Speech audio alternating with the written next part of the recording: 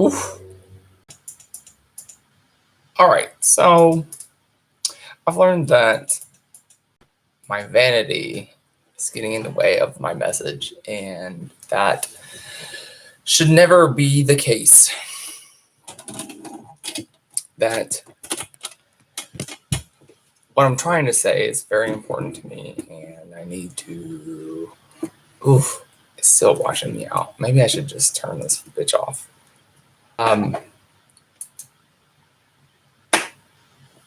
Anyways, so at the end of the other video before it started fucking up, I was talking about anthropology. So anthropology is the study of human evolution. And I think that has a lot to do with where we are as humans in general. So we are still rooted in the same principles that we were back then. We're just different in different circumstances. So back then we didn't have the electronics, we didn't have fire, we didn't have tools. We developed tools, we developed religion, we developed a lot of things that made life make sense and make it better. But at the root, we are still the same people. We are still human beings. We are still trying to make the best of what we have. So, in saying that, we need to fight against what is human nature to survive, because it's starting to get in the way of growth. God or life didn't give us these qualifications. They didn't give us these tools to put them against each other. They gave them to us to survive. We've survived. We are thriving. We're alive. We don't have to worry about hunting and gathering and killing animals for sustenance, and that's not a thing anymore. But the thing is, we're killing each other. We're using the skills that used to help us against each other. And that's not what it was meant for. Everything has been misconstrued into something that it wasn't meant to be. You know, even if, hypothetically, if you are a Christian and you believe in the Bible and what the Bible says, they don't teach you to hate people. They don't teach you to do the things that we're doing to each other. On both sides, on all sides. What we're missing is the fact that we have been brought into this existence with skills to help us survive. That is to see something, to identify danger and attack it. Either avoid it or attack it. That's human nature. We have gone so long with these innate abilities that we have skewed them. We have made people our enemies that aren't our enemies, simply because they don't look like us, or they don't identify like we do, or they may have do things a different way that we don't believe in or something. But the thing is, that's not how we were built. We were built for communion. Humans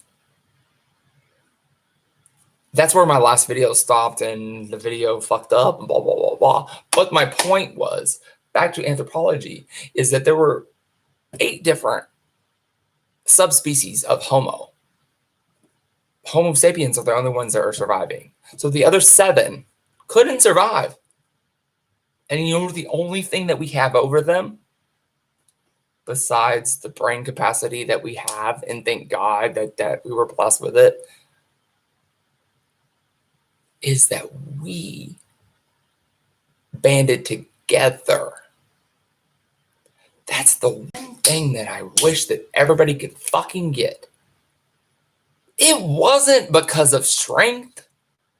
It wasn't because of being smarter, because actually other ones had bigger brains than we did.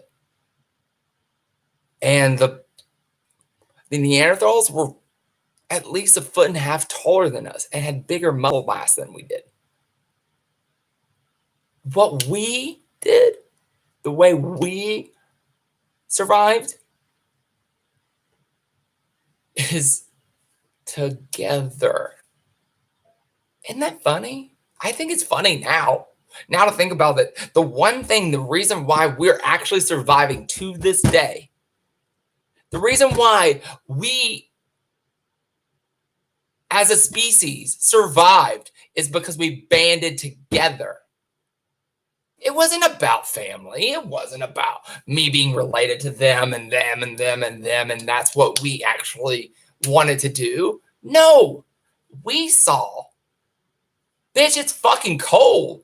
Bitch, I'm hungry. Let's fucking work together and survive. We don't have that anymore. We don't.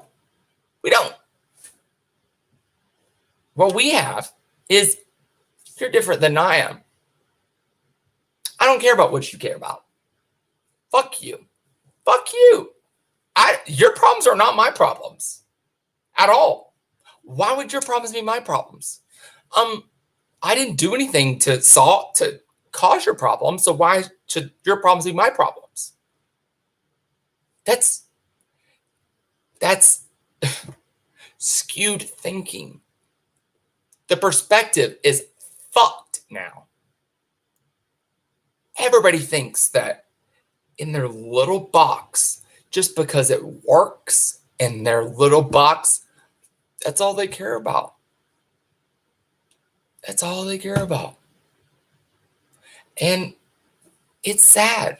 Oh, thank you. I need this. Okay, so back to anthropology. So human nature is to survive. We make tools to make life easier. We band together when we need to. Tribalism is innate in our character. So when we instinctually, when we look at somebody and they look differently than we do, it's actually been proven. Even with children or in general, if a child sees somebody that looks similar to them, they grasp towards them. I don't know why. It's human nature. But my point is, just because it's human nature doesn't mean it's right. Because we've grown past that. We know that there are no differences between the races when it comes to intelligence, capability, or anything like that. If everybody is given the same chance, everybody's equally capable. So, since people are still not equally capable, that's fundamentally a problem. That the people that are benefiting out from it don't want to change. I feel like I went on a tangent. I was more trying to say that it is human nature to gravitate towards the people that you look like. That's who it is. It is what it is. There's no right or wrong about that. That is human nature. But we are more intelligent than that. We have grown past that. That God, or whoever you believe in, has given us the skills that make us move past what is physically in our face. That people that are less fortunate than us should be able to have the same opportunities that we do. That just because you're born poor, or born a different color, or born a female, doesn't mean that you are less than. And once you get past that, and once you accept that, accept it full-heartedly without even questioning it. I think that's part of the problem, is that a lot of people want to say they believe in equality, but if you hesitate, when you think in your heart, when you think that another person born of another ethnicity has a different chance, and you hesitate to even say yes, that they have the same chance or same opportunity, you're either ignorant or you're racist. You are. And that all goes back to tribalism, is wrapping it up back to where I'm saying, is that tribalism is part of human nature, and it's part of the problem these days. And the sooner we recognize it, the sooner we can move past it. That there needs to be policies that help everybody, give everybody a fair chance.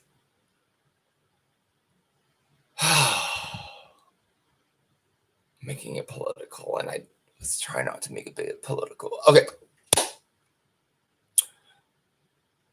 let's wrap up that, because I think everybody that knows me already knows that racism and sexism is a big issue for me, and that's probably why I got wrapped up in it, because I don't believe people actually go forth with the ideas that they preach, because they don't actively speak out against it. And maybe I don't go to protests. I don't. But I don't feel like that's me. For me, I don't feel like that is conducive to me. But anyways, let's get back to what I was talking about. I need to get all these out. And there's 12. So, long time ago, I learned about philosophy and ethics in general, and I really loved it because it kind of framed it in a way that made sense to me. Kind of itemizing, because that's how I am. I need lists. I need itemization. I need to be able to define things in a way that makes it easier to think about. And philosophy was one of those things. So, going down from the list of the 12 virtues. Okay. Number 1, courage. Courage. It says bravery and valor. So, courage to just be you. You know, a lot of people are scared to be who they are. And I'm not saying it's just a gay thing, because I don't think that's the case. I think that's actually universal. I think a lot of people are so scared to be who they are that they create this persona that they show to everybody else, because they're so scared that people aren't going to accept them for who they are. And that is sad. It's sad. Not sad for everybody else. It's sad for that person. Because when you hold back who you are, you'll never be happy. Ever. Ever. Ever. Ever. You will be a semblance of happiness.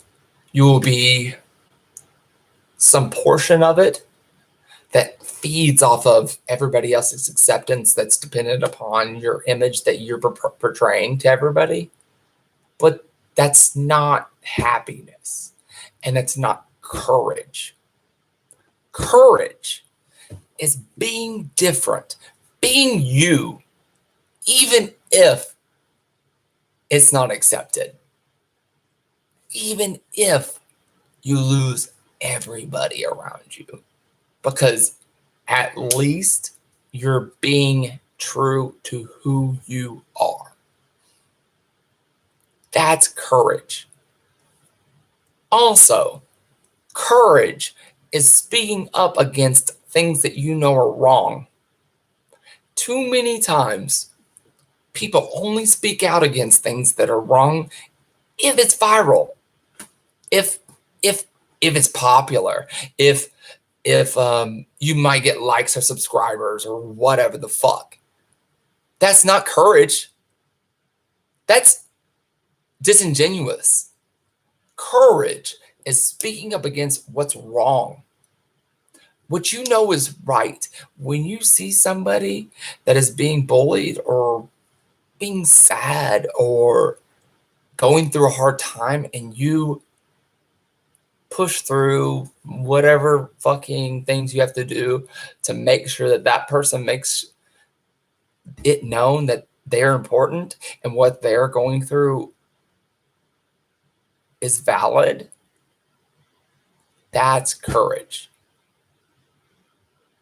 Willing to speak up and do what's right against all odds. If you're the only one, or if you're standing alone, that's courage.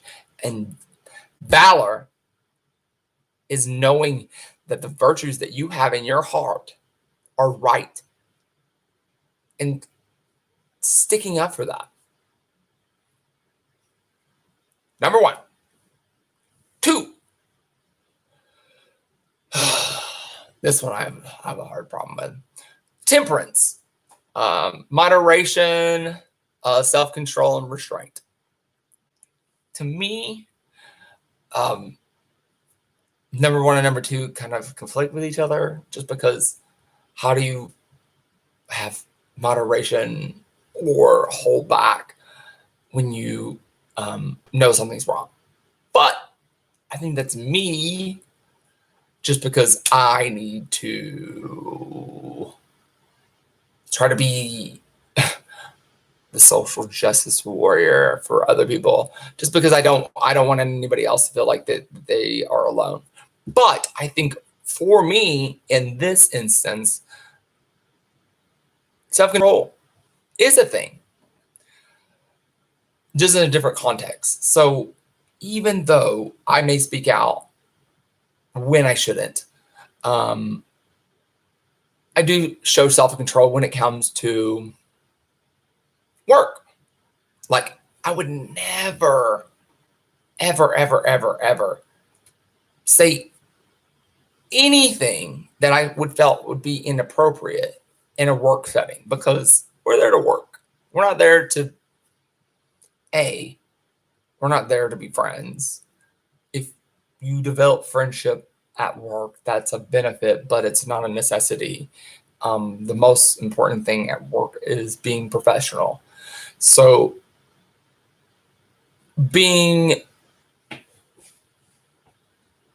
having self-control and restraint is where I personally have shown that. I mean, up until this last job, my current job is the only place where I actually felt comfortable being myself. So restraint and self-control is definitely where work was always going to be there. Number 3, liberality, spending, big-heartedness, charity, and generosity. Another problem that I've had. I think people see that I am a caring and giving person, and even though I've struggled financially my entire life, not struggle, but like never been to the point to where I can just willingly throw money everywhere. But I've always been there for my friends. If they need a couch to sleep in, or roommates getting free rent, or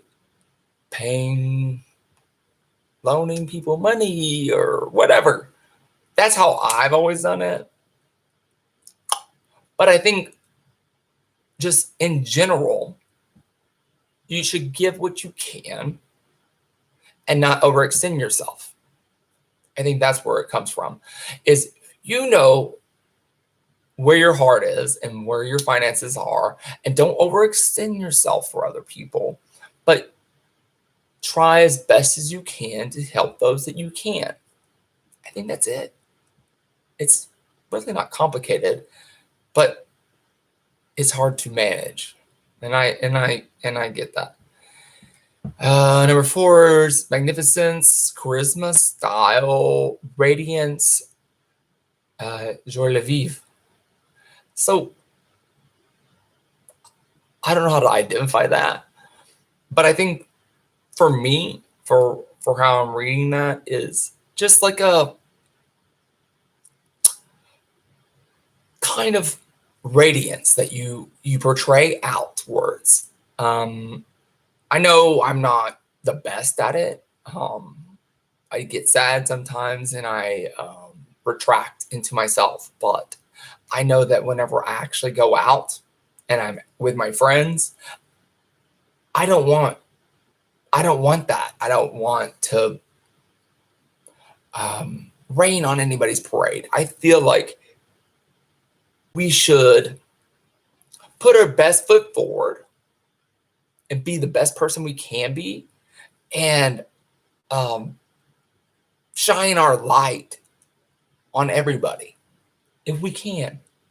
I get it, when you're sad, you can't help that, and there's only so much you can do with that. But I feel like when you actually make a conscious decision, hey, I'm not okay today, let me stay in. That's not a bad thing. Watch some movies, play some video games, knit, draw, whatever, something inside. That's okay. You don't always have to be out and about. Take some time for yourself, because when you go out and you're with your friends, you want to be in the right headspace to be able to contribute and promote them and each other. I think that's what it means. That's what it means to me. Number 5 is magnanimity. Magnanimity. I don't even know how to say it. Whatever. But the other word is generosity. I don't know that either. So generosity to me would be, oh yeah, actually it does mean something to me. I will always give whatever I have within my capabilities, 100%. Have my food, have my drinks. You're not going to be on my tab. I'm not going to be your sugar daddy, but I think generosity is part of just giving what you got. And I think that should be enough for most people. I mean, That's how I take it as somebody that never had a lot. So what I give is what I got. Number 6, ambition, pride, self-satisfaction. Oh, that's a good one. That's a very good one. So don't be placated. Don't be satisfied with the status quo. Don't be okay with just where you are. Always strive for better, because nobody ever, ever, ever, ever is going to be perfect. Ever. You always have room to grow. And I think too many people think they hit a point to where they maybe hit their goals, their personal goals, but that doesn't mean that they stop growing. There's so many things in life that you can keep on going and growing and doing, and nobody's perfect. So having that ambition, having that drive in life to just keep on growing and going and moving forward is something that we should all go for, regardless of where we are in our jobs. Just never be satisfied with exactly where you are. Just keep trying. Just keep on trying. Oh my gosh, of course it would time out. Number 7, another one I struggle with, patience, temper, calm, level-headedness. Another thing that I struggle with. But what I've learned is that, actually, this is great. Especially in this instance right now, the reason why I made this video in the beginning, that I know that just because I'm upset right this second, just because I maybe feel a little sad or alone or whatever, that is temporary. That I know who I am, and being patient on it getting better is where I need to be. So everything is temporary.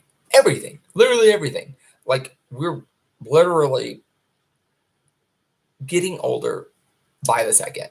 And that doesn't mean to be like pessimistic or anything. I'm saying that things are continually changing. Continually. Like, you cannot control that. Time happens. And the only thing that you can control is yourself and how you manage that. So when a problem arises, all you can do is look at it, evaluate it, say, this is what's happening right now. What can I do that's going to be the best outcome for me and hopefully for the people involved? And that's it. That's all you can control. Like, a lot of the times people get bogged down by everybody else's sadness or your own sadness or being alone in some sort of situation, or a situation didn't pan out how you wanted it to. But those are all things that you can't control. You can only do your best. So for me, patience means that eventually you'll be okay.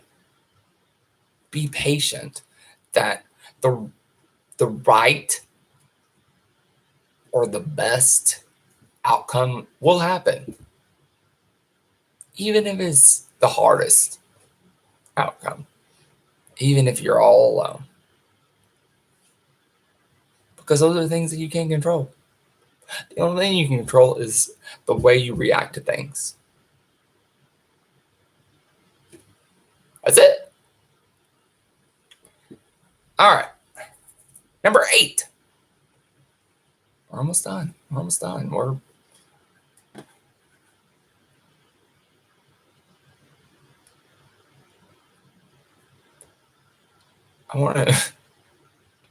I I want to do a fraction right now, but I'm struggling. If you want to divide by 4, that would make that 3. So we're 2/3 the way. 2/3, 2 times 4 is 8. Yeah. Ah, I did it. Anyways, number 8 is friendliness.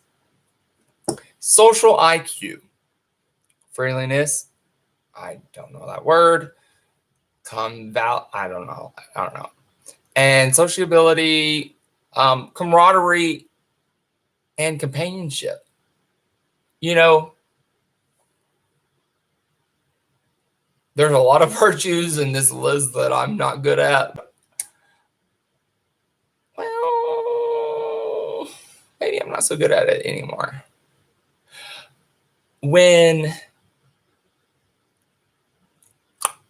Actually, I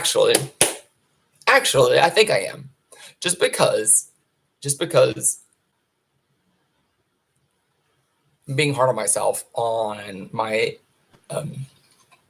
older friends not being there like I should doesn't mean that I am failing at that.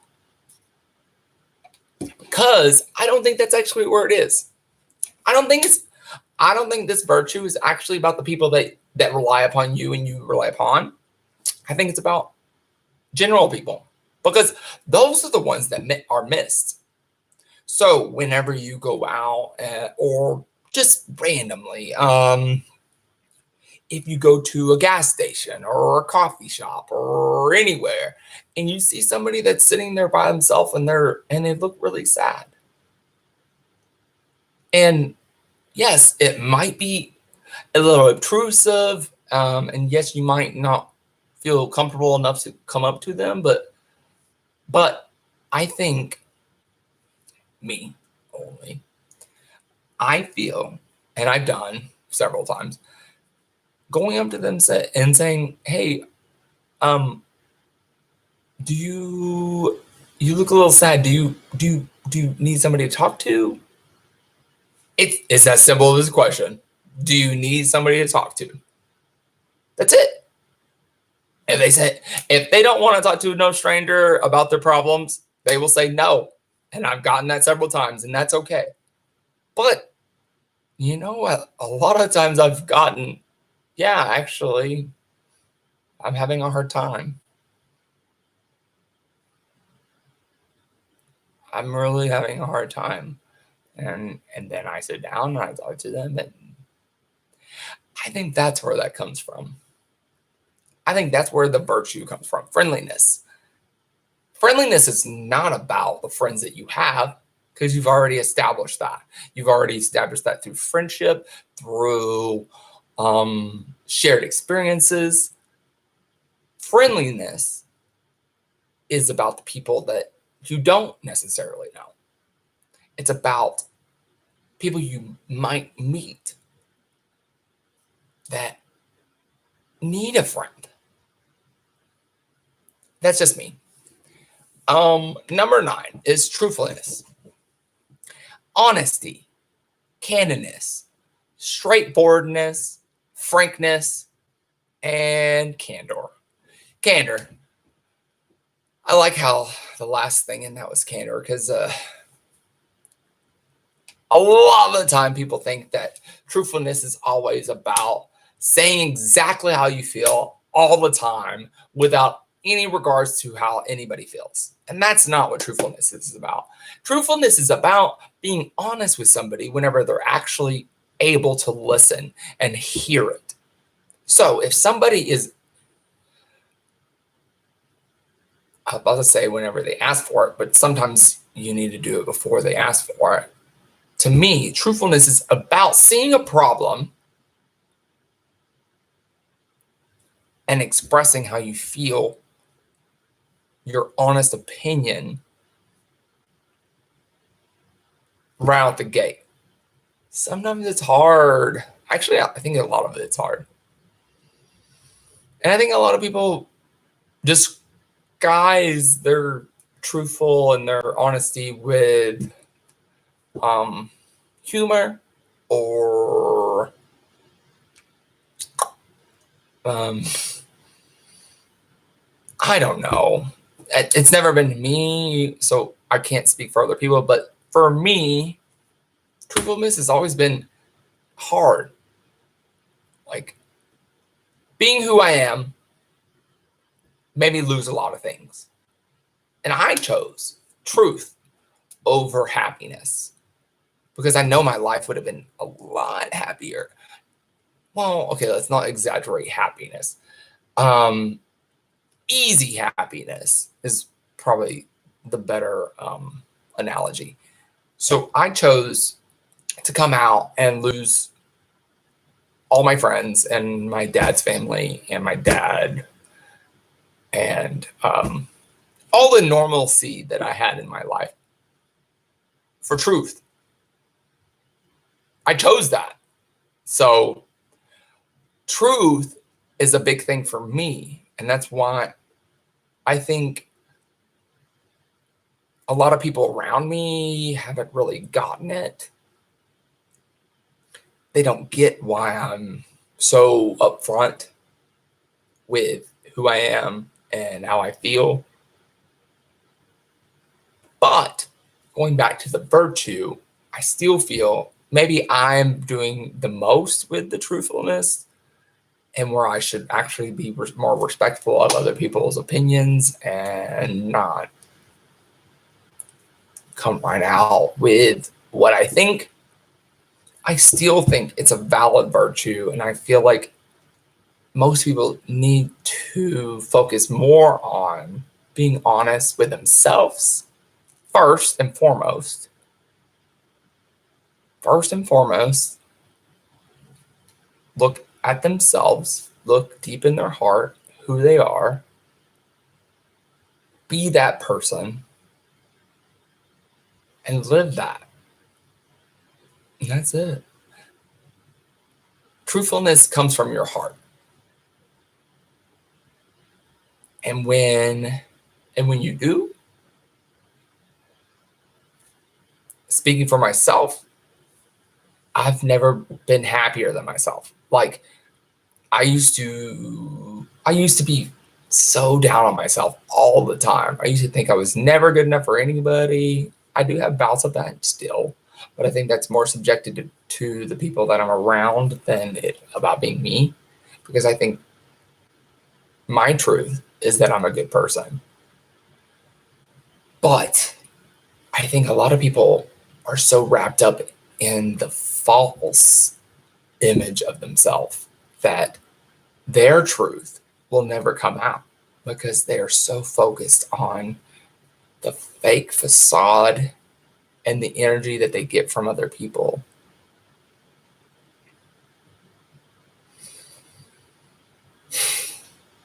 Than the happiness that you get when you know who you are and you exude that, where you don't have to lie. You don't have to put up a front. Yeah, it's not pretty. Yeah, it's not fucking great. And maybe it's not popular. Fuck it. I don't know what to tell you when it comes to that, because for me, I'm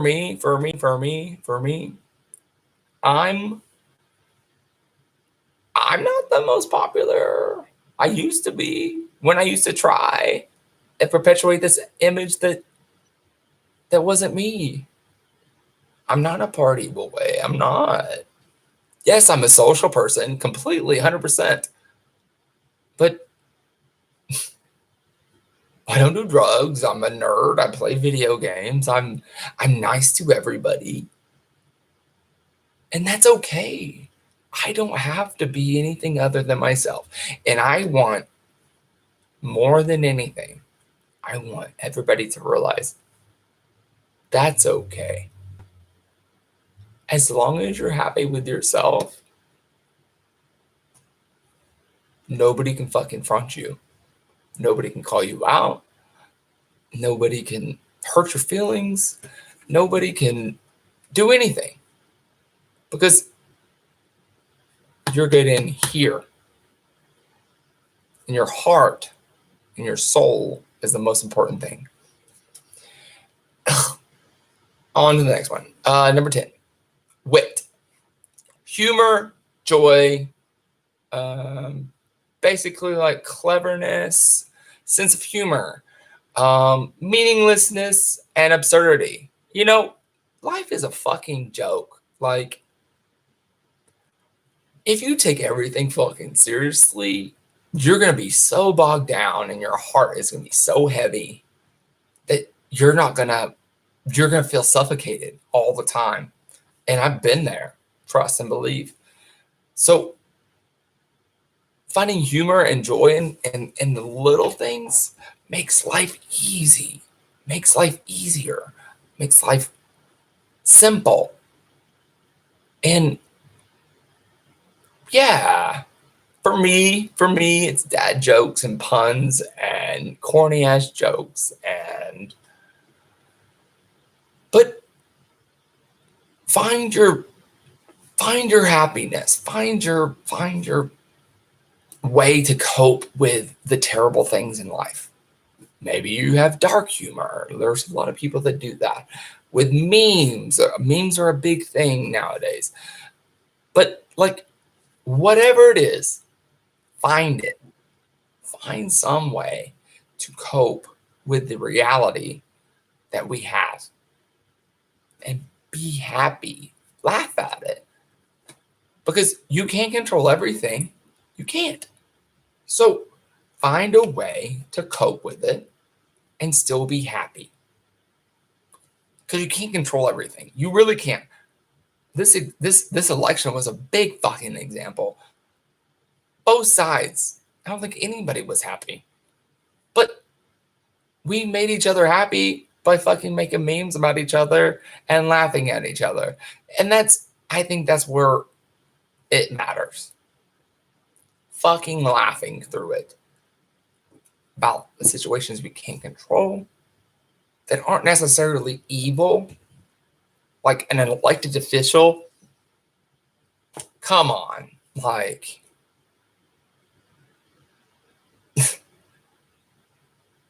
let's not be upset about it because most fucking politicians can't do shit anyway. So why be upset about it? We cast our vote. It is what it is. Boom, done. That's it. Number 11, modesty, ego, honor, respect, reverence, and admiration. So I think for me, that goes a lot to with, what else did we talk about? There was another one that feels like, to me, that one goes with truthfulness. To me. But because even though things have been hard that I've struggled with, honesty and modesty have been a big conflict for me. Because I don't want to be honest about what I've been through and make people feel guilty. Or I don't want to make them feel less than, because that's not fair. Because nobody, literally nobody chooses how they grow up. Nobody chooses what they look like. Nobody chooses what they're born into. Nobody chooses their family. Nobody chooses how much money they are given whenever they're born. Literally no choice in the matter. We're all just trying to do the best with what we're given. Literally. Every single person. Yes, there are a lot of disparaging elements to life. And a lot of things that keep people down. But this is a little but, because the thing is, the people around us had no choice in the matter.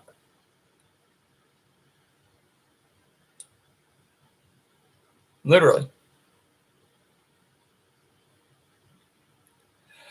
I used to blame everybody. I used to blame all the rich people I knew or met for all the things that I went through, and all the fucking bad things that, and how hard it was.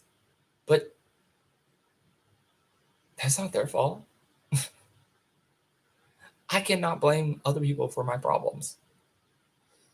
They didn't do it on purpose. They don't even recognize it most of the time. And I hate that that's how things are. But I think what's more important is trying to get people to see the disproportionate things in life, to get them to see that certain ethnicities and certain people are not given the same chances and are actually being hurt. They're targets.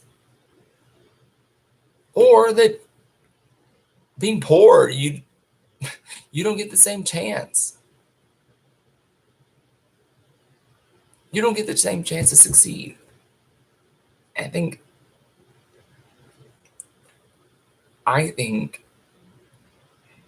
God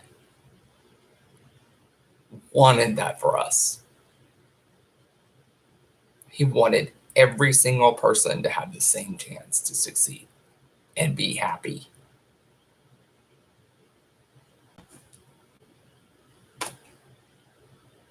I do.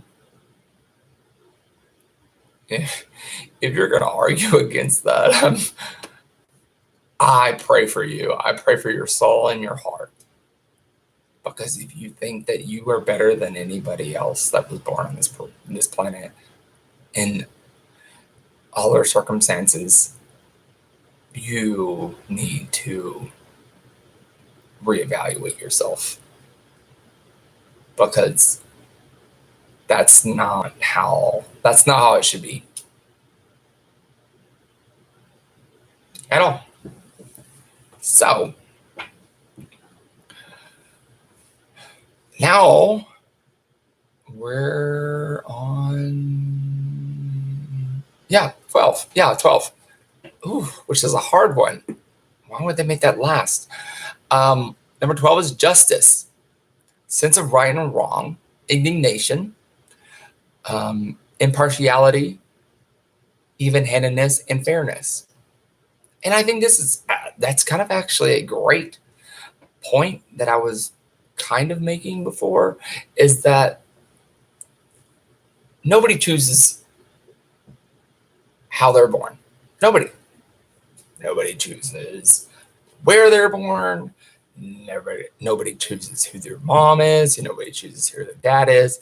Nobody chooses what their occupations are. Nobody chooses the wealth that they come from. Nobody chooses the color of their skin, the color of their eyes, anything physical, anything at all. And it's sad that this is number 12, because this is probably the biggest problem, is that the justice in the United States is not fair. It's not. And it hasn't been for a long time. And I'm not speaking upon other people's struggle, because I wouldn't, because I don't think that's my I don't think it's my place to speak upon. But even just in my own personal experience, it's against the poor. 100%. That I mean, I was literally denied representation because I made more than, I think their threshold was $10 an hour. And I'm not complaining because I was able to afford it and I was able to pay for my own lawyer. But my point is that justice is not equal. That there are so many rich people that are just getting away with everything. And that's not fair. That's not fair. It's not fair. It's not fair for poor people to be going to jail just because they can't afford a good lawyer. And see, that's the perspective that I want everybody to put it on. Think about the same exact situation with a rich lawyer or a public attorney. If those are not equal, if the sentencing is not equal, the system's fucked. And it's been fucked for a long time. So there is no more justice when it comes to legally. There is no. There's none. The only justice that we have is money. And that's sad.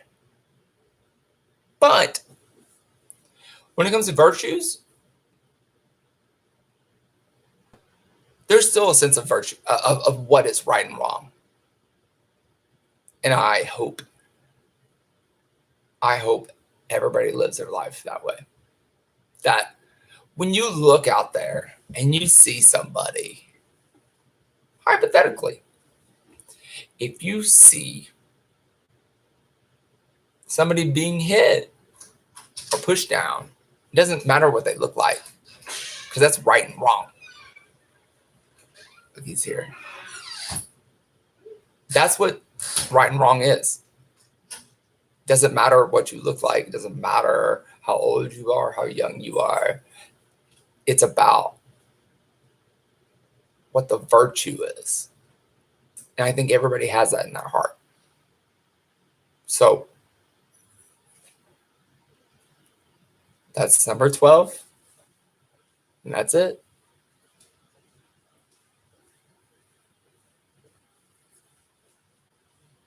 I don't know which one is this. All right. How you doing, girl? Good. How are you? I'm